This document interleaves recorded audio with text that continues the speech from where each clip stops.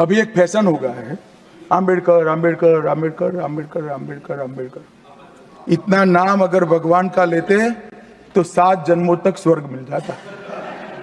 को जय वाल्मीकि जय जोहार।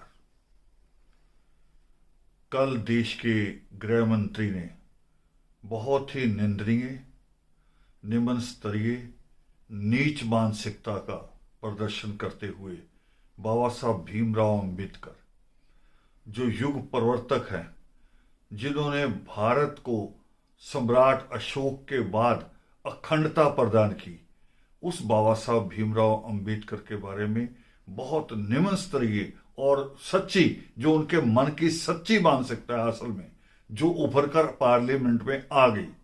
असल में उनके जो, जब हम आप देखते उनको बाबा साहब की मूर्ति पे फूल चढ़ाते, मत्था टेकते, प्रधानमंत्री को भी कभी उसको सच मत मानना, सच यही मानना जो पार्लियामेंट के अंदर अभी अमित शाह ने कहा।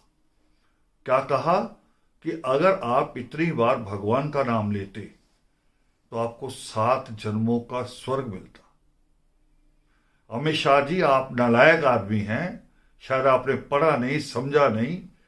हमने तो 7,000 साल, जिसके 70 जन्म बनते हैं, उन 70 जन्मों में उन सारे भगवानों को जो आपने बार बार हर 10 साल, 20 साल, 100 साल बाद जो नया भगवान पैदा किया, पत्थर पैदा किया, नदी को भगवान कहा, पेड़ को भगवान कहा, जानवर को भगवान कहा, और यहां तक कि आपने कहा कि हवन में बलि डाल दी जाए, उसमें खून डाल दिया जाए तो भी आपको स्वर्ग मिलेगा।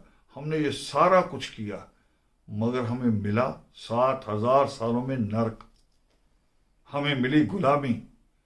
और फिर वो युग पुरुष बाबा साहब भीमराव अंबेडकर आए, जिन्होंने कबीर के माध्यम से सृष्टिकर्ता वाल्मीकि दयावान को पढ़ा।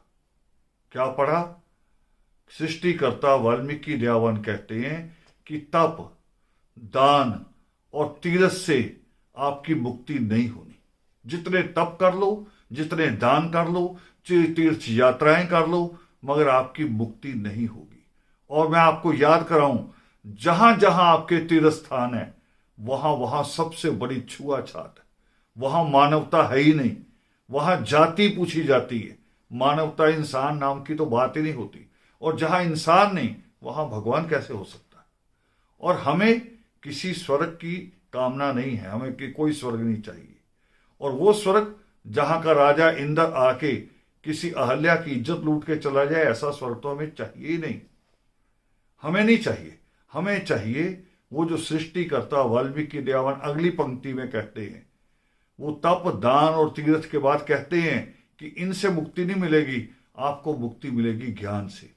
इस बात को विश्व ज्ञान प्रतीक बाबा साहब भीमराव अंबेडकर जी ने समझा और इस पे पूरा जीवन इसके ऊपर काम किया।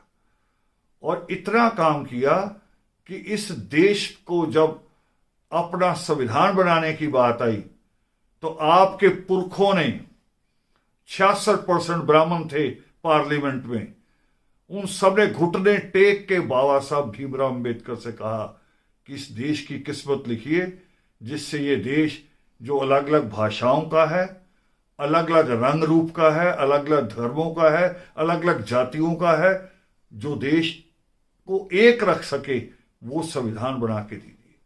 और बाबा साहब भीमराव अंबेडकर ने वो संविधान दिया। संविधान नहीं, इस देश की अर्थव्यवस्था जिसको रिजर्व बैंक करता है कंट्रोल, वो बाबा साहब भीमराव अंबेडकर का तैयार किया हुआ ड्राफ्ट है। आपको नहीं समझ, आप लोग केवल लूटना, छल कपट करना, सत्ता पे काबिज हो जाना, आप वो करते हैं। आपको इतना गुस्सा क्यों आया बाबा साहब के नाम पे? हमने कभी जय भीम बोलकर, जय वाल्मीकि बोलकर, जय जोहार बोलकर आज तक किसी मंदिर पे, किसी मस्जिद पे, किसी चर्च पे हमने हमला नहीं किया। ये आप करते हो। आपने जो भगवान पैदा किए हैं, उनके नारे लगा के रोज मस्जिदों पे हमले होते, चर्च पे हमले होते हैं, और थोड़े दिनों में गुरुद्वारों पे भी होंगे, जो आपकी मानसिकता है। और हम पे तो आप 7,000 साल से हमले कर रहे हैं। मगर आज बाबा साहब भीमराव अंबेडकर ने जागरूक किया, और मेरी तो ईश्वर से कामना है कि बाबा साहब अम्बेडकर फिर आए। जो आप जैसे मूर्ख रह गए हैं उनका भी भला करें, उनको भी सिखाएं ज्ञान। और रही स्वर्ग की बात, तो मैं ईश्वर से दुआ करता हूं कि आपको इतनी स्वर्ग की इच्छा है तो ईश्वर आप जैसी सोच रखने वाले सारे लोगों को स्वर्गवासी कर दे। जय वाल्मीकि।